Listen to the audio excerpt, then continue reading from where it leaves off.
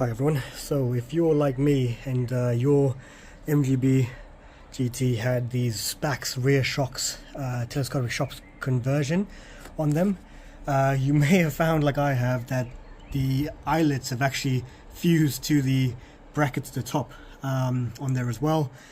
And yeah, which made it very difficult for me to find any kind of replacements.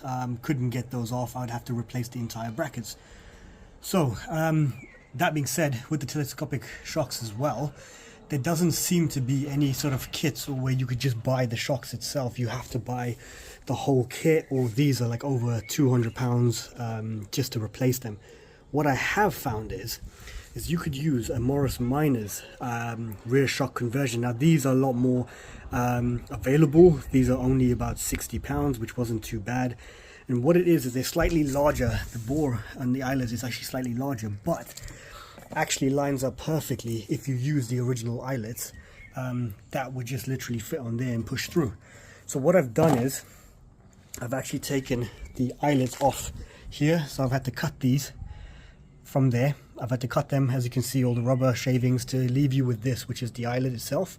So you can clean that eyelet up, and that eyelet actually just pushes into there. So if you can see in here, I've actually done one on the other side. So this is the top of the mount, which will go straight on there, which already has the eyelet fused, and that's the eyelet from the original Spax kit. So you can reuse that if you want. Now it took a little bit of encouragement. I had to use an angle grinder to cut the top of this off, which then frees it up enough for you to push the bush out, and then you can just shave off with a knife. Just shave off the rubber from the eyelet as well, which makes it secure and snug when you put it in. So you need a hammer just to push it into the end. You'd need to use a hammer just to get it in there, but it does work. It is super stiff. Saves you having to source these eyelets, which was very hard to do, to try and find the right size. It's a lot of a gamble, but yeah, hope this helps you guys.